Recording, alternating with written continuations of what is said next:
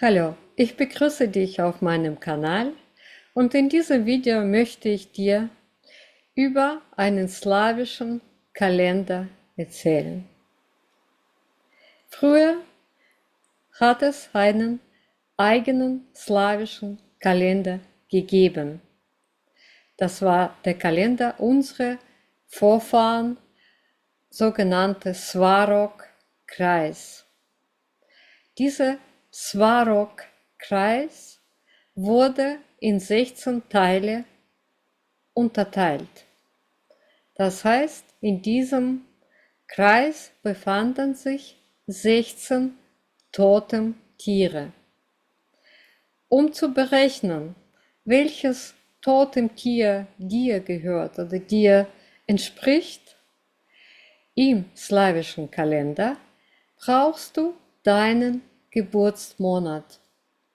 Wichtig zu wissen, dass es wird so berechnet, so dass früher die Frühlingstag und Nacht gleiche am 21. März passiert ist.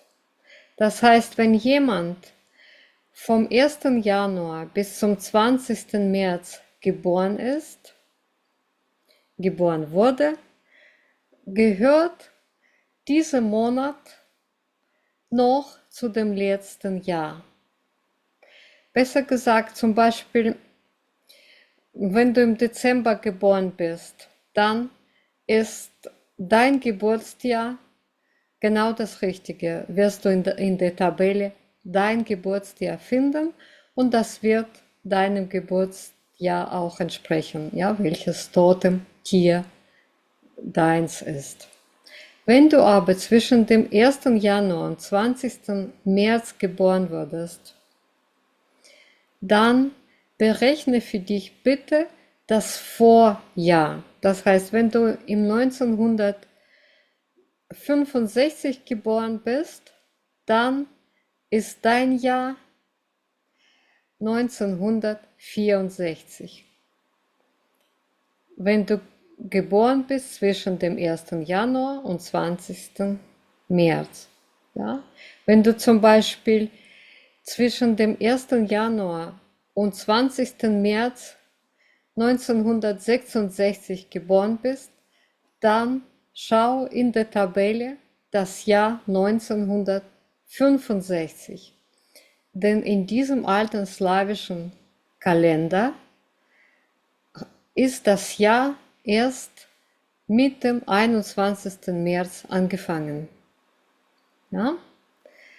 Wenn du natürlich ab dem 21. März bis zum 31. Dezember geboren wurdest, dann nimmst du dein Geburtsjahr so wie das ist. Ja? Nur wenn du vom 1. Januar bis zum 20. März geboren wurdest, nimm bitte das Jahr vorher aus der Tabelle. Durch die Christianisierung im slawischen Bereich und natürlich auch durch die Revolution wurde sehr viel Wissen auch vernichtet. Aber Gott sei Dank, dieser Kalender ist uns erhalten geblieben. Dieser Kalender hat auch mit Naturgeistern zu tun. Die Menschen damals konnten mit diesen Naturgeistern super kommunizieren. Diese Naturgeister waren real. Später hat man diese Naturgeister natürlich in die Märchen versteckt. In den Märchen sind die jetzt, damit sie nicht zerstört werden, damit sie überliefert werden, damit wir später wissen, okay, unsere Vorfahren haben diese Tiere verehrt und mit diesen Tieren irgendwo kommuniziert. Und ich wünsche dir viel Spaß mit der Tabelle, die jetzt nach diesem Video kommt. Suche dein Geburtsjahr und das sind 16 Totemtiere. Suche dein Jahr und schau, welches Tier zu dir gehört. Ich wünsche dir viel Spaß und bis zum nächsten Video. Deine Inga Vengerova.